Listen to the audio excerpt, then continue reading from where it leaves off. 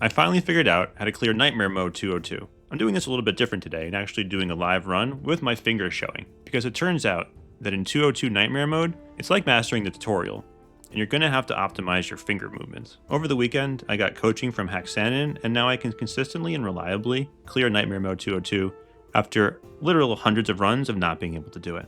I'm going to take a pause from the run real quick and show you my gear setup and my pets and my jewels. So for this run, I was running Shield Warden. I run 4 Wizard for the slow. You need that. If you don't have that, you cannot clear this level. You need a slow. Otherwise, the horde will catch up to you and get to you, and you just can't control them. And then I go with the Knight Helm and gloves. The gloves give you extra health, and the helm is a great source of armor. And I'm in all mythic gear, obviously. Jewel front, so I don't run any ultimate jewels. I have a couple high-level health. Vulnerability is also very important because you need to kill some horde. Then I use all my regen, so these are all 9 regen jewels that I have. 3 evasion, and then a weakness in the projectiles. I'm not sure how valuable the evasions are here, honestly. Like in my faction camp, that I'm up to level 18 in my faction camp. This is when I realized doing all this 202 stuff that your faction star rank matters a lot. So having 3-star Werebeast or 3-star Shield Warden would have made this run much easier generally. But then having your faction camp leveled up this high makes a huge difference too. I'm getting such an enormous amount of armor from my faction that it makes the first wave so much easier to deal with. And then on the pet side, so again, 400 Dino is huge. I have not been able to clear this with 400 Basilisk. I haven't tried since I started clearing 202 with Basilisk because it was using Dino, but double snail with Dino is how I've been able to clear it. All right, and now let's go back to the run. I'm at the point now where the weapons I get actually don't even matter. In this run, I'm trying to maximize Ice Wand followed by Arcane Staff, but I'm now comfortable enough that if I don't even get those maxed out by the end of Wave 1, I'm going to be able to clear Wave 2, which makes me kind of think that maybe this got silent nerfed, because how can I go from over 100 to 4 out of 4? But I'll take it so far. All right, I might need to concentrate a little bit. Okay, and you can see me now. I'm going to get into Haxkiting mode after the kind of the initial 30 seconds is off. Haxkiting is pretty simple here, and at least conceptually. You're trying to make 45-degree movements with your finger over and over again without going too far in the direction in which you want to travel. So in this case, I like going left or west because I play with my left hand, it turns out. And so I'm trying to go at 45-degree angles both north and south without going too far west. If I go too far west, the horde will start spawning from the left-hand side or the west side of the screen. And I don't want that. I want them only to spawn from the north, south, and get stuck on the east side. If you do Haxkiting consistently, then you can maintain the whole west side of your screen for movement, and you can keep a horde on the other side. And Haxkiting is the single most important part of this level. You need to take your finger off of the screen. For the longest time, I've just played this game kind of lazily and just moved my thumb around, but it turns out that in order to get these dramatic angle changes, you need to take your finger off. And that's why I'm showing you my finger in real time. Okay, so in this run, I am way over optimized on Boomerang. I do not need 4 points in this at all. My goal was to have 1, but I accidentally clicked on one earlier because I was talking, and now I'm way over indexed on Boomerang. My priority really is Ice Wand, Armor, and getting Arcane Staff maxed out. So it's Armor and then Ice Wand and then Arcane Staff. That'll let me consistently clear this level. However, I did want 1 point in Boomerang. I have found that 1 point, if you have 2-star Boomerang, does a ton of work adding additional stuns.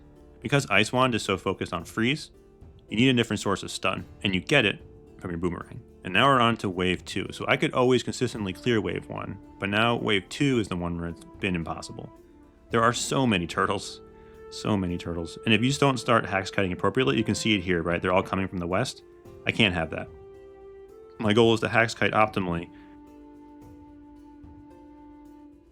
to keep them all in the east so I can successfully travel west. And this right here is perfect Haxkiting. You have a couple of option ones when you're Haxkiting, and that was really bad. But now let's see if I can save it. Right here, so you have that small movement, right? So that small movement sent me too far west. You have big movements, small movements, and medium movements. You can use big movements, which allow you to just keep going straight here for a while.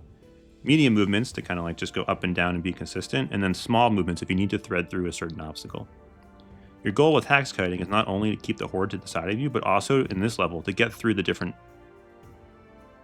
to avoid the additional obstacles along the way, like those little rivers, trees, and pyramids. And I might die, so hopefully I don't. You can see here that my 4 wizard build is doing work. All right, here's some actually good Haxkiting. My 4 wizard build is doing a ton of work there, so slowing any horde that get close to me is vitally important and allow me to rebuild my shield. And then this is good, right? Now I'm at 30 seconds so far of not a single horde spawning from the left-hand side. This is Haxkiting, and this is what makes the level doable. The problem is if you mess up once like I did earlier, you almost die, or you do die. So I barely survived there, but I'll come back now. All right, so now I'm looking for Arcane Staff, Duration Tome. All right, so did I really not do that well? Let's see if I can get out of this mess. Oh, jeez. I need to start Haxkiting again. Okay, I think I have a lane. I think I saw a lane before this came up. And at this point, in a good run, you can see here, I should have Arcane Staff maxed out. I don't, because I've got way too many points in Boomerang, but I'm still surviving. All right, I'm out. I was able to clear my way out. And so you can use the shorter, different movements of Haxkiting in order to avoid those flocks of seagulls that come flying in from anywhere. Because in wave 3, typically you have Arcane Staff maxed out. I don't know if I'm going to do it here. And the horde don't become a problem. It's only the flocks of seagulls. Was that a bad movement? The good thing about recording your videos is you can actually go back and watch. So I'm too busy talking right now and moving my thumb around. But I can go back later and actually watch to see where I messed up. So when these guys start spawning from the west, it means I messed up one of my Haxkiting things. And this is going to be, it sounds like a little silly, but if you want to get better at this, you should record your runs and then watch where you messed up and figure out how to not do that next time, right? So like I figured out how to do small Haxkiting movements versus large ones in order to deal with wave 3. Because in wave 3, we're going to see you're not dealing so much with horde, although you still have to Haxkite to avoid them. You need to figure out how to avoid the flocks of seagulls. Like these. Oh god. Okay, sorry. Ooh. The other big learning I had is you need Dino.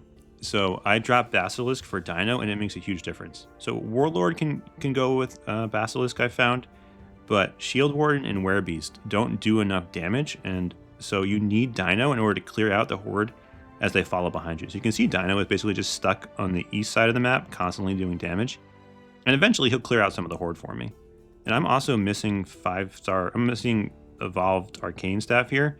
So this is actually extra hard. I've never been at this part of the level without Arcane Staff. But you can see here that like the horde aren't the problem, it's these. Flocks of seagulls in 19 seconds.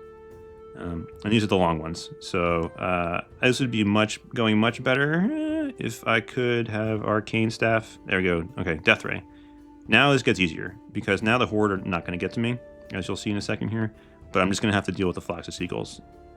And then the next skill, all right, we made it to 59 seconds. So the last flocks of seagulls come around 30, 26 seconds.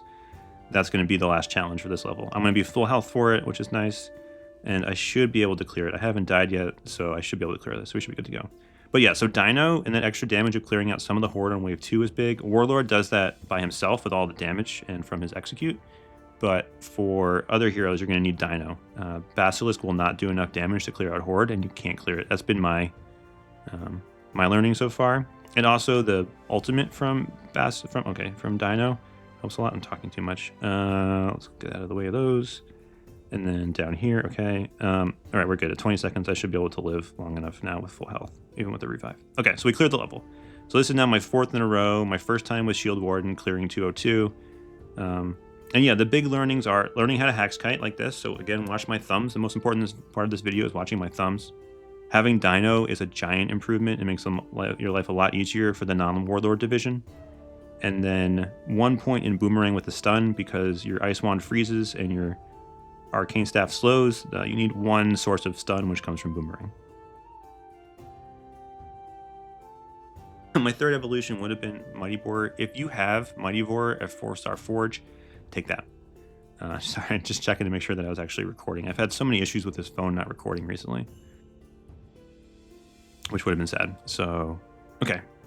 There we go. There's 202. And you're going to see here, I'll show up the damage numbers real quick. That Crystalsaurs just did an absolute butt ton of damage. Like, that's an obscene amount of damage. And then Death Ray helps you clear out more horde. And this is why the Werewizard build works generally, because the Death Ray and the Pet end up doing so much damage that you can just clear through most any Nightmare mode stage.